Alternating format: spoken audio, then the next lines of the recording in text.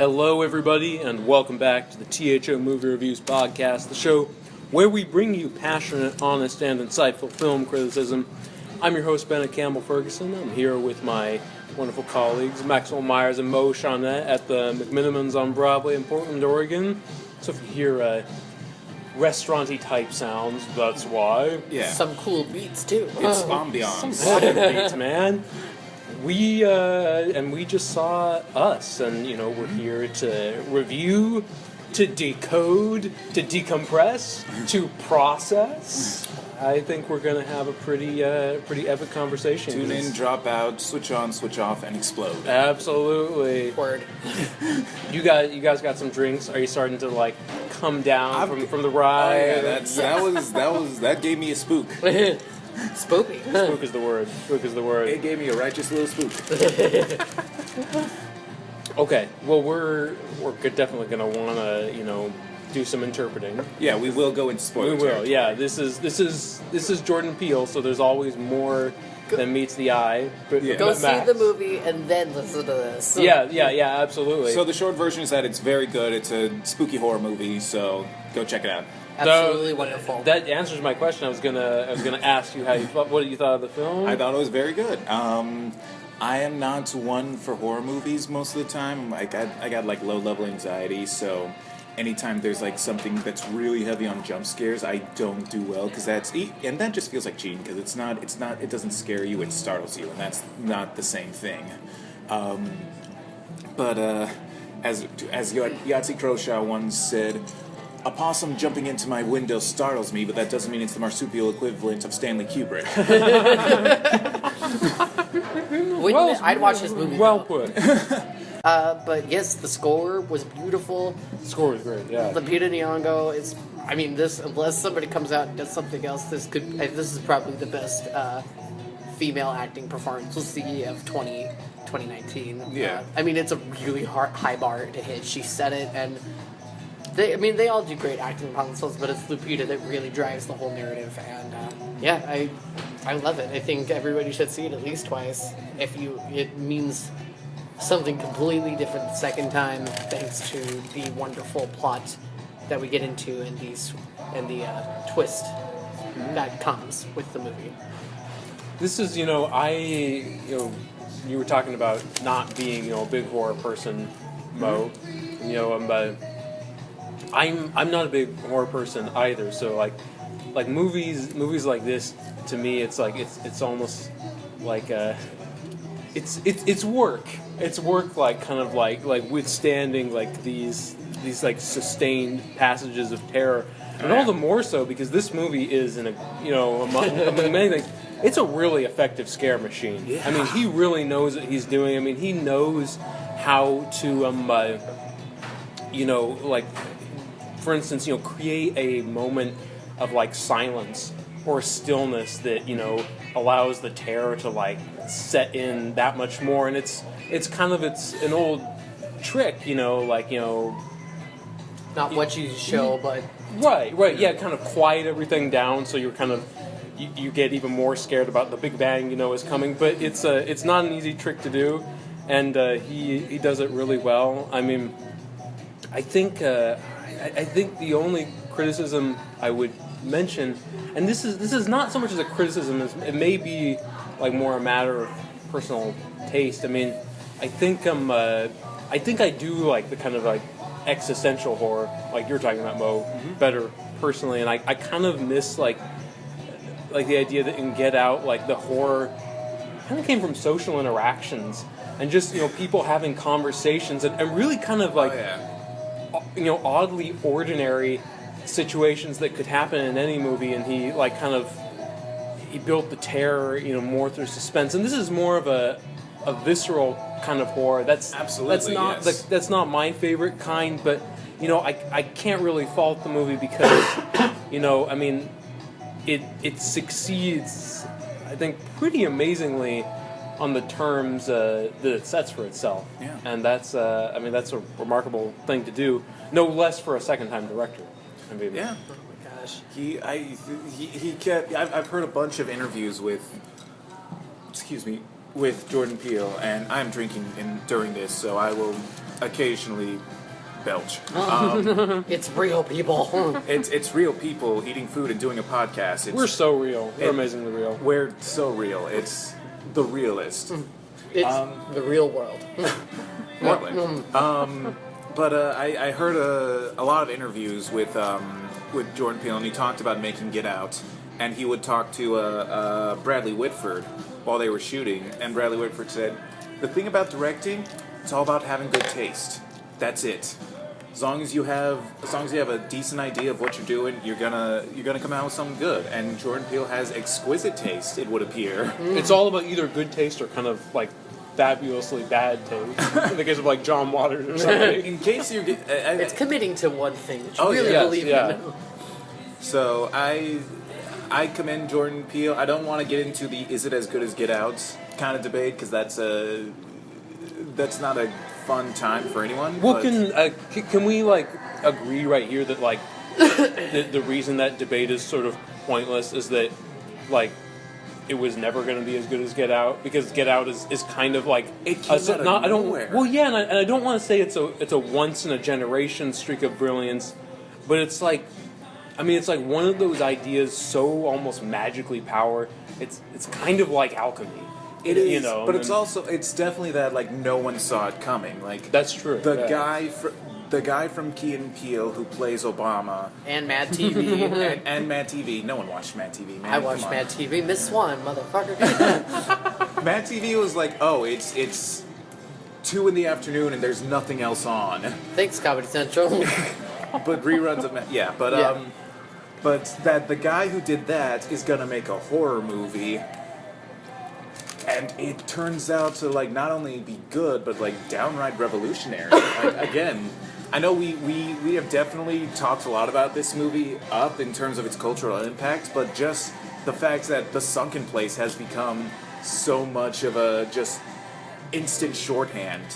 That the iconic shot of Daniel Kaluuya sitting in the chair, his eyes wide, Yeah. like completely petrified, like it's such a good image. I know plenty of people who don't trust white women who drink tea in this one anymore. They hear that clink and they're just like, I'm out, I'm done. Well, to be frank, who can blame them? And by the way, we should say that the logo of his production company now is the hand, Is the monkey swirling paw. the Paw, tea. You know, swirling the I mean tea. that just goes to show like how, I mean, the certain moments in that film are now like kind of like in that same rarefied air as, you know, like the big cinematic moments as like, you know, Rosebud or, you know, Yeah. Luke, I Am Your Father, like these kind of touchstones that people reference and I they think it mean will be something. referenced for a while. Actually, you know what I was thinking would be really fun is if the next time around it was the monkey paw, like doing something from this movie, like maybe with- holding the scissors, Yeah. just like something, like maybe just clipping them, the golden shears, like each time, just like a quick little like, hey, remember that thing from last time that scared the crap out of you? You're in for it now. Get ready for the next one. Yeah. I think it's also not fair to compare it. Just I think it's Different apples and oranges. I think Yeah. I think they're both fruit, and also I mean not to be like one was more obvious, but I feel like Get Out was like I have a message, I want us to create a conversation, and I think as we were talking on the way here is that maybe not right away that this movie doesn't. It's not like hey here's the idea. It's not as upfront, but it's Exactly, there. it is there, Yeah. and I think it's a little less there, so I think it does warrant more conversation, which I think will ultimately, to its detriment, I think it will make people stop and go, it's not as good because it wasn't right there, or maybe it's so ambiguous it will create confrontation, which will make people think, oh, it's not as well put together, but it really is. Well, Trust us. I mean, you know, let me ask you guys this: is it fair to call this movie kind of like a quote unquote difficult second album? You know, the kind of the classic thing, like where you Sophomore know, slump.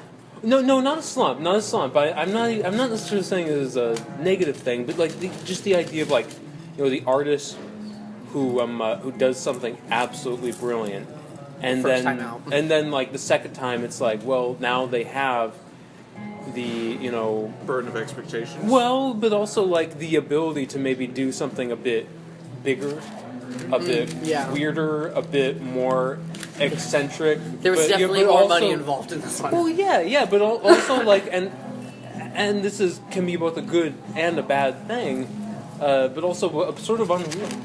You know, I mean, you look at Get Out, like, where he's confined kind of like to basically just one house. And this movie, I mean, he's literally going into the entire world. And that's a really, I mean, that's a whole different kind of focus. Like, it gives a different meaning, I think, to his ideas when he's like, you know, instead of the one house that's kind of a metaphor for all of America, it's now, you know, like almost a conspiracy that we're seeing play out. Like, well, is it America? Is it global? Well, we don't know. It seemed like maybe it was an American thing, but you know. Well, at this point, I'm just rambling. But well, you know. I think there is the burden of expectation that I don't think he crumbled under that. I think he was given more money to do something. I think he thought a little bigger, but he made the right choice, which was not going too big. I feel like there are a lot of people who get that second chance.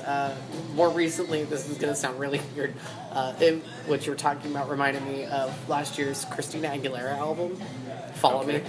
She'd been gone for like so long. I like it. I like it so far. So she had been gone for several years, and there had actually been hints that she was going to be dropping an album at some point, and then finally it came out, and you know, she has this very big, powerful voice. She has a great instrument that she sometimes wields like a missile. It just comes at you, whether you want it or not. And so, and having been gone for so long, she could have come out just swinging for the post, just going for it. But in a lot of the songs, it feels very restrained. It feels very taken back. But she's also not new, and I think Jordan, and in that is this control. And I think that is what I witnessed in this a little bit as well, which is, here, we're going to give you all of this range, and he's like, I'm going to take what I need and create something really good without, like, utilizing everything you had. I want to see what the budget for this one was, because I don't feel like let's guess. I'm going to guess 50, 60 million.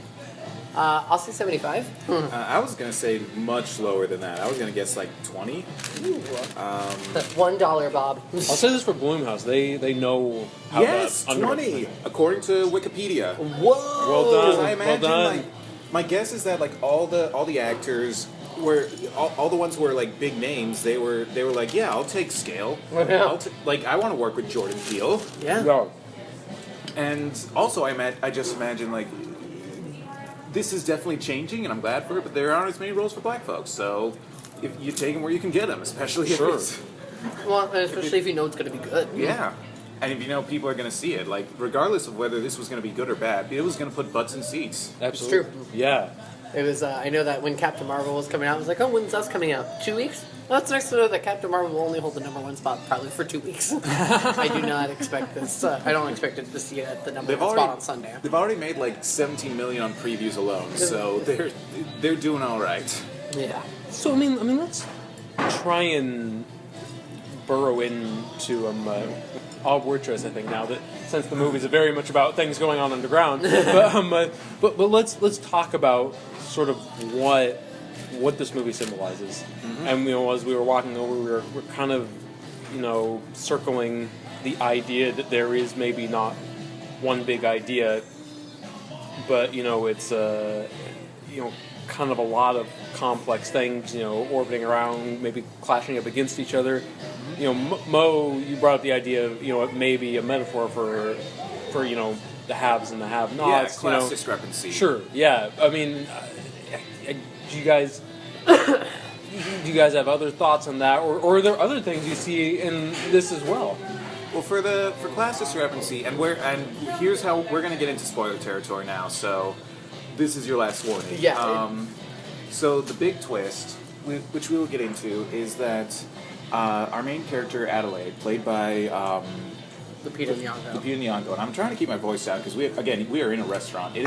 We are recording this on the Friday when the movie came out. I don't want to spoil it. I don't want to be that guy. That's true. But the big twist is that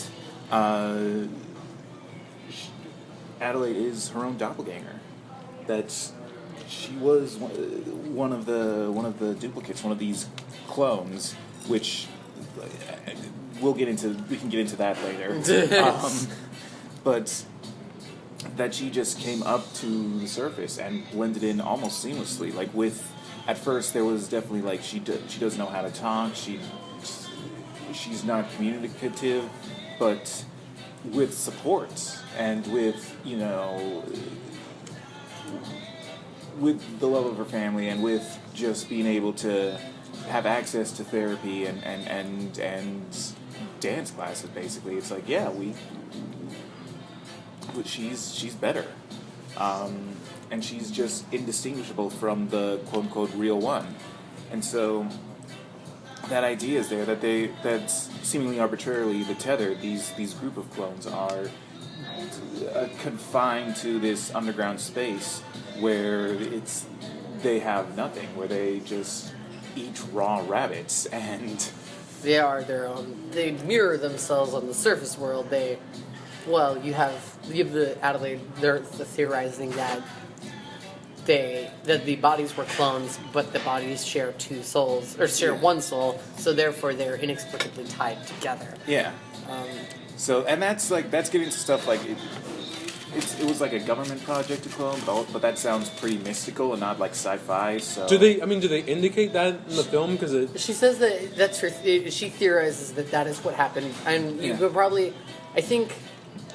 She has the intelligence because she had spent several years on the surface, getting an education before the switch happened. So she probably, in some way, has surmised to an extent what might have happened because she has the thought process. But just the fact that she married the doppelganger of her husband's, that they had kids who looked exactly the same, who have the same interests and same predilections, stuff like that. Also, just there's that one line where when they first break in and they ask, "Who are you?" and she says, "We're Americans." I was like, that's a loaded statement right there. Yes, yeah. I'm still unpacking that sentence. It's my second time, and I'm still like, whoa. So yeah, that's the theory I'm going with. Well, I not to fixate overly on this point, but the idea of that, it was a government project or something I wonder about that because it seems to me that the movie doesn't play out in any kind of logical way necessarily because it reminded me of a title of an article I saw about this saying that kind of the why is more important than the how. If we think about it, logically, there's no way anything in this movie could happen. But there's no way anything in most fairy tales could happen either. And fairy tales are using kind of extraordinary means to get it, to get it, truths that are very real. It seems like that's what's happening here. I think there's, maybe not the why, but, what happens. I think it's, the thing that keeps tripping me up is it seems like there is no control over it, because Red tells that story, which sounds like a fairy tale. It starts with Once Upon a Time, but it's really the story of her and about how it's almost like her choices were not really her own. She says that the girl married the prince and she married the shadow, not because it was her choice. And that, all these things happened and she gave birth to a monster. This idea that, these weren't her choices, but even more so, I think it's more interesting to think about, the choices only happened because the switch was done. So it's even more so all of her choices were taken from her because they were no longer her choices, they were now Red's choices. Because she is now on the surface. She is choosing the husband, she is having the babies, even to the point where she was taking dance classes. She was taking dance classes, and she has that wonderful line, "I would never have danced if it wasn't for you." Mm-hmm. And so I don't think... So there is no... And that's when she says there's the real change. That's when they recognize that she is not who she seems. All of a sudden, it seems like the Tethered realize she's not a part of them, which is why she became the quote-unquote chosen one and orchestrates this entire thing, which is what then happens.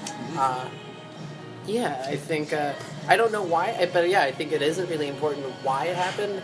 And I think that's why you kind of get this loose explanation, but really it doesn't matter because these people are now on the surface and they are now doing horrific things because it is now their time, their people, and they deserve sunlight and sky. Well, what do we make of the fact that, you know, as you said, you know, she's her own doppelganger?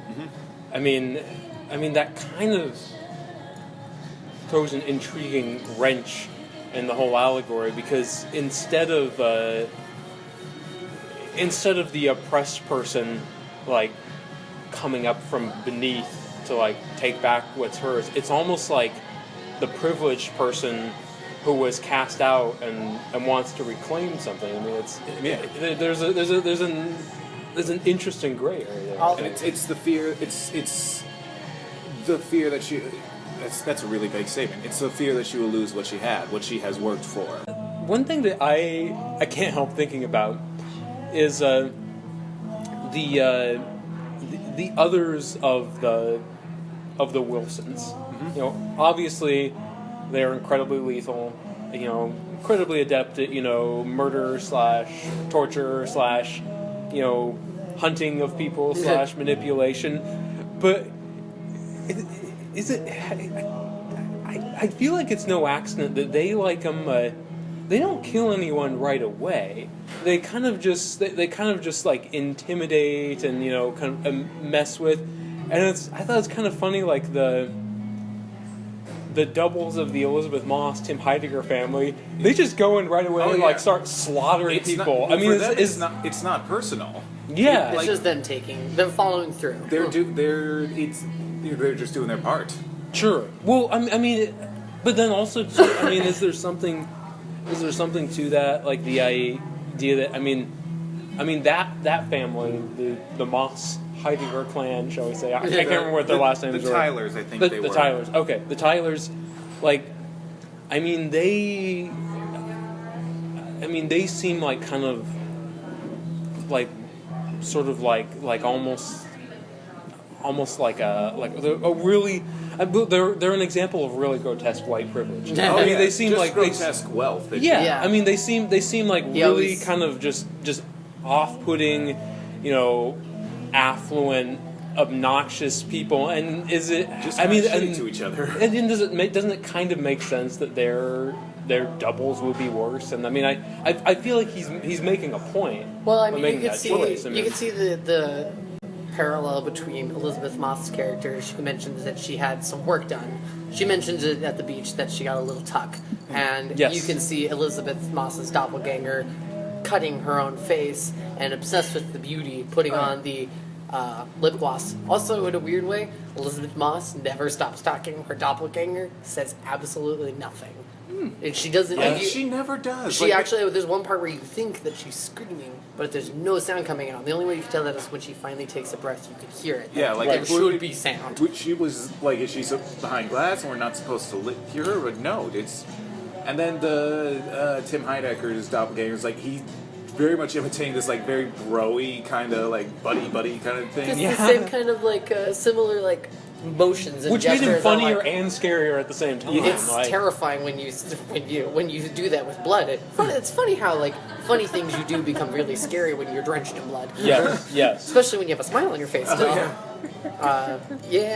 that. Well, I think you can see it like in Winston Duke's character. He adjusts his glasses and his mirror immediately afterward does the same thing, almost just like and then he does it again at the end and he's once he finally has the glasses. Yeah.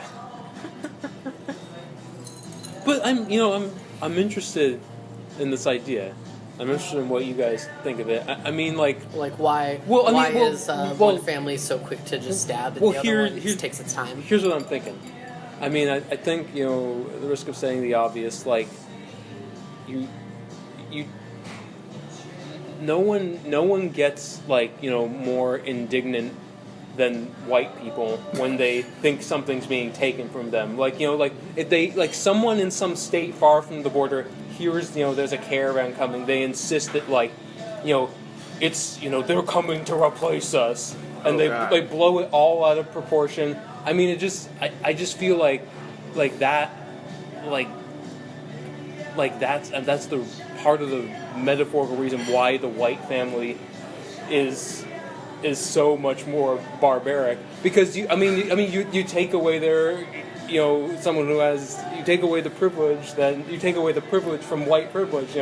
It's like, boom, like the fury is, I'm still just seeing it on a literal level, so maybe that's my blind spot. But it's just like No. when it comes to the Tyler family, it's just they're following their orders, and Sure. when it comes to Red and the Wilsons, it's personal. It's a vendetta. It's taking back what was lost from her, what was taken from her. And that's kind of, I think, where it lies too. She even says, she's like, "What do you want?" And she goes, "I want to take my time."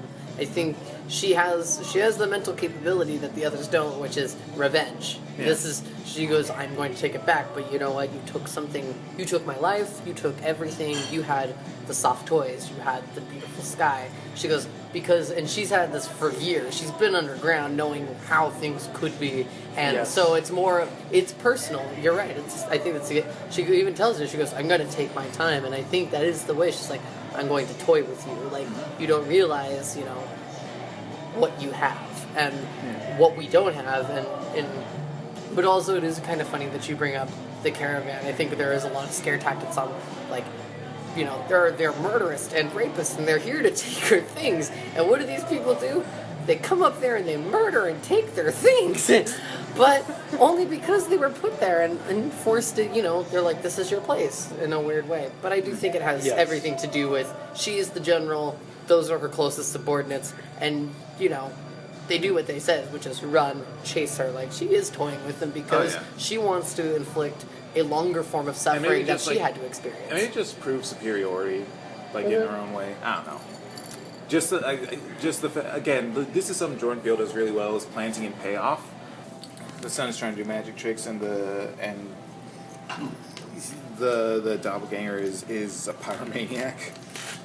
Well, and I don't know. I think it was, fun. The part where Son, when he is out snapping in the road, it really feels like a reference to what, Lupita Nyong'o teaching him the snapping in the car. Absolutely. But when you think about it, he's not actually snapping. He's mimicking the switching of the flicking and of that he's trying to lighter light piece. the match. It's more of a guess what's coming. That's why the son goes, "Oh no, this is a trap." Yeah. And in a weird way, I think they were weirdly connected. Sure. Oh yeah. And also, I think that's the part that like people are gonna start dissecting way more than they should. Is like the mechanics of the underground and the tethered and how that all works. Because the purpose. What is the purpose, and also who is feeding the rabbits? Actually, my theory, my working theory is, it was like, why rabbits? And I was like, oh, it's because actually rabbits. Do you know why it's the theory they reproduce like rabbits? Is actually because there's like no waiting period between when a rabbit like has her babies. Like there's usually like a time between. That's why women have periods. There's several weeks before they're able to get pregnant again. Rabbits don't have that. So once they have one, they have the litter of rabbits. They can shortly afterward reproduce again, which is where the saying comes from. Having rabbits just around probably just is an endless supply of food. They're always reproducing. They're constant. But who's feeding the rabbits? Who's feeding the rabbits? Maybe. No, I got no answer for that one. Yeah.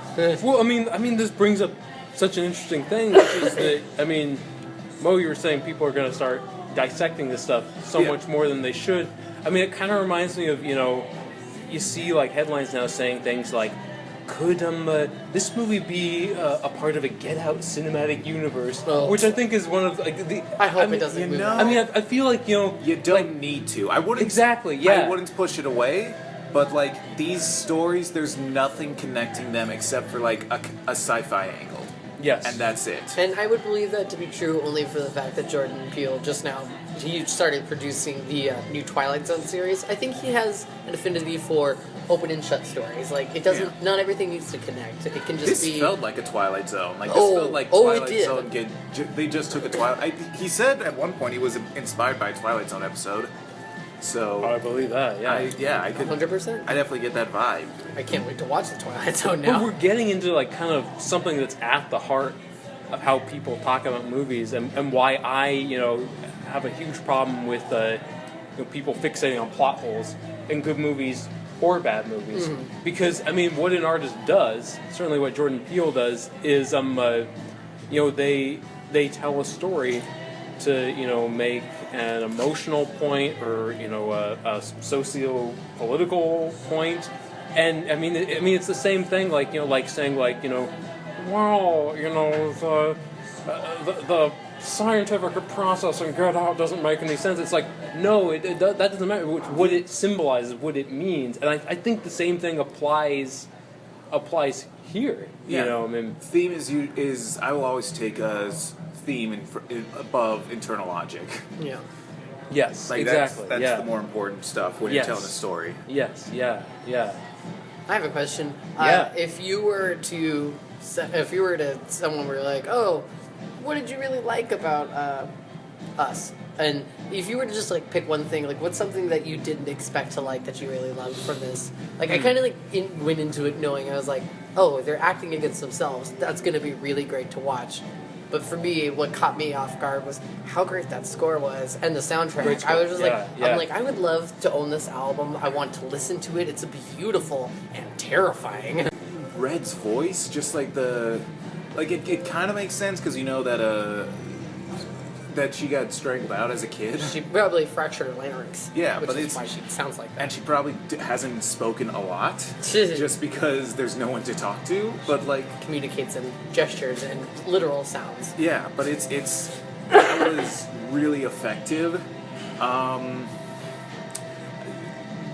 The Tyler's getting murdered with a really upbeat soundtrack was weird. Yes. But I I think it have a worked. soft spot for music that kind of clashes with what's happening on screen. I mean, it can be a cheesy device, or it can be like just a brutally effective device, and it was brutally effective here. So them playing like Beach Boys and NWA while they're getting murdered. Yeah. Well, the best yeah. part, call the police. Playing Fuck the Police. It was like, technology once again. And this is why we shouldn't rely on Alexa and all that. One step shit, forward, you know? 2 steps back. Oh, almost happy. What I really like is just, I think just Jordan Peele's precision and discipline Oh, yeah. as a visual storyteller. You go into this just looking for like a monster movie, you're gonna get it, and it's Yeah. gonna be a hell of a time.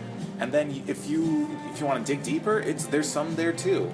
Also- That's my favorite kind of film. And There's- it shows, I think, that you not only have people who believe in these things that are creating them, but on top of that, people behind them go, you know what? I know exactly what you're talking about, and I believe in your vision. And it's putting in that love and that support, which I Yes. think is Jason Blum going, I believe in you, and I believe that this is a thing. Or I think there was a long time where someone's like, you know what? I don't get it, but here's some money. And that really, but when you have that attitude, it definitely affects what dollar amount you're going to write down on a check as opposed to something you actually believe in. You're like, I believe in you. Here is X amount of dollars. Apparently, I don't get it. Here's some money is essentially what Alan Ladd Jr. said to George Lucas about Star Wars. And look, he I mean, did it not. worked. I mean, it Yeah, is, exactly. But that's a lot of the time. Those things like the Scream movies. You know, that's how a lot of those things are just like, I don't get it, but then they make these things. And you're like, oh, okay, I guess this was good. We'll give you more money the next time.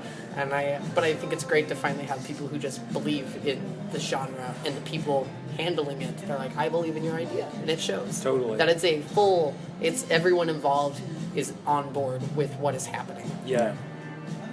I think the only thing I would add before we wrap up is that I think that I sort of hope that let me back up.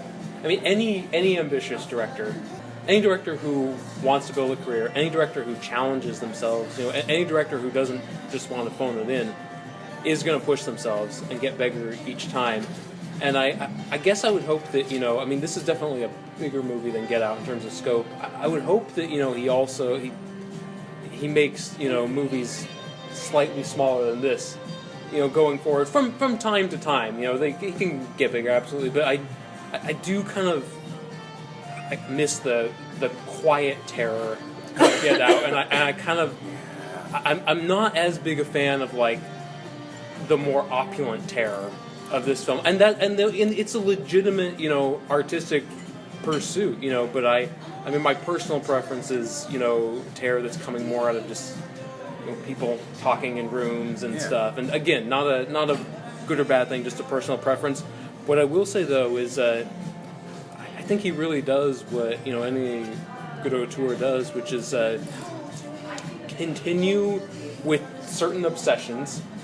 Keep exploring them. He, in a sense, brings back body snatching as a theme again in a slightly different way, but but twisting them, putting them in different contexts.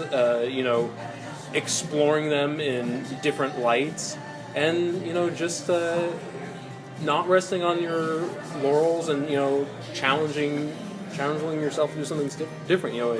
He's done that here.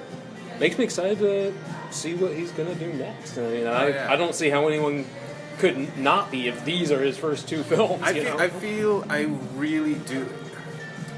really hope we're entering an era where every Jordan Peele movie is an event. Yes. I think until he missteps, either, I hate to say it, in his own personal life or professionally, I think this is one of those things. Once you do something right more than once, everyone will keep throwing money at it until it doesn't work because they'll want to somehow be a part of it. And so let's just hope that, he doesn't focus on, making it bigger or getting more money to do the thing. That he focuses on where his strengths come from, which is an idea, and focusing in on and zeroing in on that and letting that one idea flourish regardless of the scope given.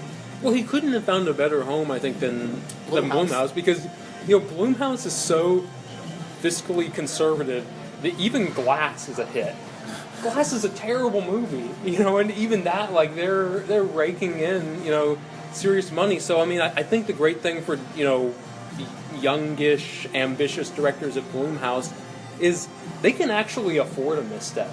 Because, even if it is, even if they do make a movie that, either critically or commercially is not as successful as they'd hope, the studio probably isn't going to lose a lot of money. That's true. It's a really good But place. also, I think the first time I noticed it was with James Wan when he did, I think it was Insidious. Was that his first one with Blumhouse? I think it was. I think it was, yeah. Or, no. Yeah, I'm pretty maybe sure. it was. I'm pretty sure. But that one was...